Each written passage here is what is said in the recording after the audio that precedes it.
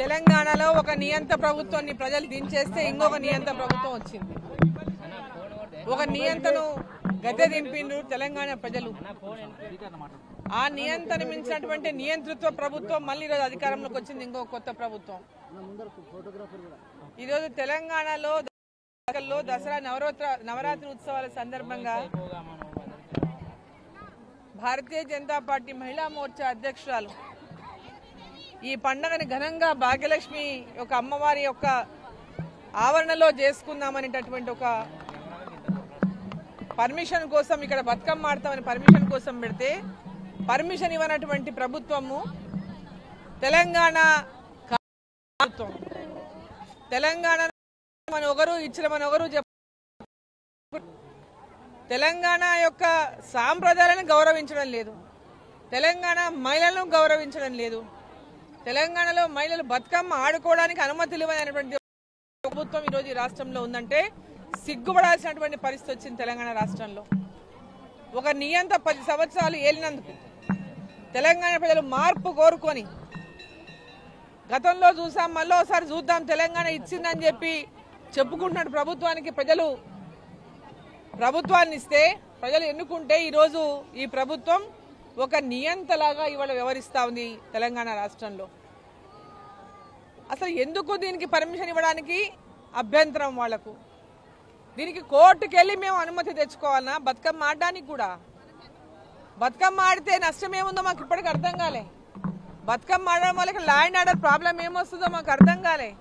ఇప్పుడు ఇక్కడ ఆడిండ్రు, వర్షం వచ్చింది, పాపం ఎవరైతే బతుకమ్మ ఆడాలని కోరికతో వచ్చిన వర్షం వచ్చింది, వర్షం తగ్గింది, ఈ తగ్గినాక కొద్దిసేపు ఆడుకుందామంటే కూడా నియమం 5:30 లోపల ముగించాలని కోర్టు ఆదేశాన్ని గౌరవించాల్సిన పరిస్థితి.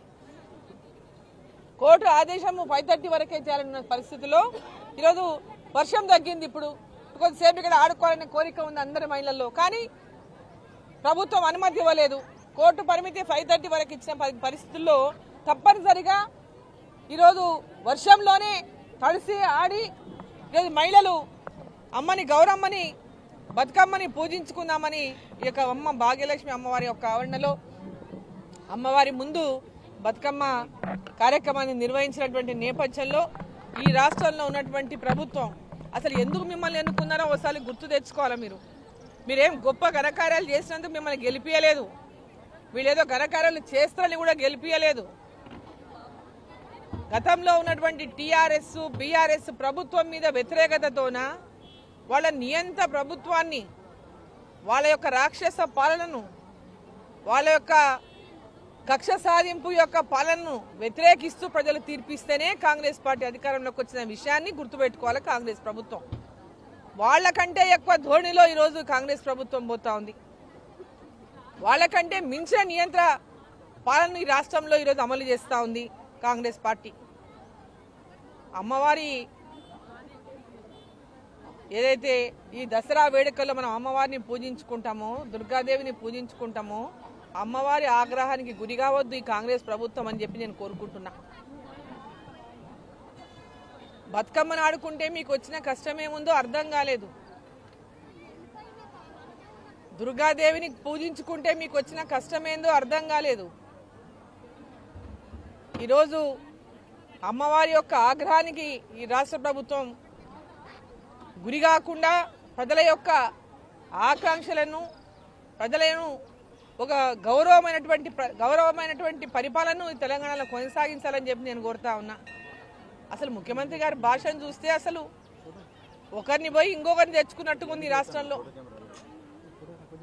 గతంలో ముఖ్యమంత్రి ఉన్న కేసీఆర్ గారి యొక్క మాటలని ఆ రోజు అందరూ కూడా ప్రతి ఒక్కరు వ్యతిరేకించినటువంటి వారు ముఖ్యమంత్రి గారు మాట్లాడేటువంటి భాషను కానీ మాటలు కానీ ఈరోజు వారిని మించి ఇప్పుడున్న ముఖ్యమంత్రి మాట్లాడుతూ ఉన్నాడు. మేడం, మీరు కూడా సుదీర్ఘ కాలం నుంచి రాజకీయాల్లో ఉన్నారు.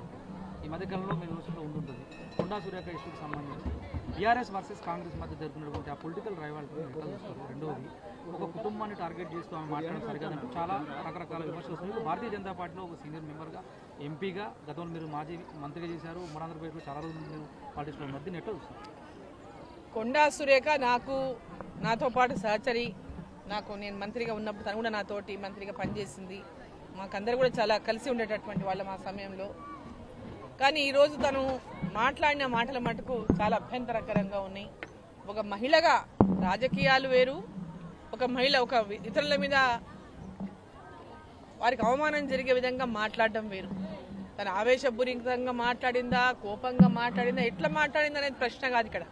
ఒకసారి నోట్లోంచి మాట బయటికి వెళ్ళిపోయిన తర్వాత దాన్ని వెనక్కి తీసుకోలేమనేటటువంటి విషయం మనం రాజకీయ నాయకులను గుర్తుపెట్టుకోవాలి. రాజకీయ నాయకులు ఏ మాట మాట్లాడినా చాలా ఆలోచించి మాట్లాడాల్సినటువంటి అవసరం ఉంటుంది. మనకు ఆవేశం వచ్చినా, ఆవేదన వచ్చినా, ఏదొచ్చినా కూడా ఇతరులని నిందించాల్సినటువంటి అవసరం లేదు. మనం ఎవరి మీదనో కోపం తీసి అత్త మీద కోపం దుత్త మీద వేస్తే లాభం లేదు. సో ఈరోజు ఒకరిని టార్గెట్ చేసి ఒక మహిళను పట్టుకొని ఒక ఫ్యామిలీని ఒక పొలిటికల్ సంబంధం లేనటువంటి వాళ్ళ ఒక సినిమా రంగానికి చెందినటువంటి ఒక మంచి పేరున్నటువంటి ఫ్యామిలీ వాళ్ళు, ఆ కుటుంబాన్ని మనం ఈరోజు వారి గురించి మాట్లాడడం ఏమాత్రం మనకు మాట్లాడేటువంటి అర్హత లేదని నేను భావిస్తున్నా. వాళ్ళకి రాజకీయాలు ఉన్న వ్యక్తులైతే రాజకీయంగా విమర్శించుకోవచ్చు, వాళ్ళకి రాజకీయాలతో సంబంధం లేదు. వారు కంప్లీట్ సినిమా రంగానికి చెందినటువంటి వాళ్ళు, వాళ్ళ ఒక గొప్ప గౌరవాన్ని ఈరోజు సినిమా రంగంలో పొందినటువంటి కుటుంబం అది. వారి సొంత విషయాల్లో, సొంత కుటుంబ విషయాల్లో మనం తలదూర్చడం అనేది కూడా సమంజసం కాదు. మరి కొండా సురేఖ మరి ఆ విధంగా ఎందుకు మాట్లాడాల్సి వచ్చిందో అది ఏమాత్రం కూడా అటువంటి మాటల మటుకు అభ్యంతరకరమే. కేటీఆర్ కూడా పదవిలో ఉన్నప్పుడు పదవి అహంకారాన్ని తీసుకుని చాలా మంది సినిమాలో ఉన్నటువంటి ఆడపిల్లల పట్ల దురుసుగా ప్రవర్తించారని కూడా కామెంట్ చేశారు. ఎట్లా చూస్తారు? ఇటువంటి మాటలు మాట్లాడడం అభ్యంతరకరం అంటున్నాను. ఒక రాజకీయ నాయకురాలిగా మన బాధ్యత ఈ రాష్ట్రంలో ప్రజలకు మనం ఏదైతే పరిపాలన అందించాలో దాని విషయంలో మనం దృష్టి సారించాలి. కానీ ఎవరో పరాయి వాళ్ళ జీవితాల్లోకి తొంగి చూసి వాళ్ళ జీవితాల గురించి ఇక్కడ రాజకీయానికి ముడిపెట్టి మాట్లాడడం అనేటువంటిది ఎవరు కూడా దాన్ని సహించాలన్నటువంటి విషయాన్ని మనం గుర్తుంచుకో. సమాజం సహించదు, సమాజంలో ఉన్న ఏ మహిళ కూడా సహించదు. ఎవరి వ్యక్తిగత జీవితాలు వారి గురించి రాజకీయాలు తేవడం అనేది సమంజసం కాదు.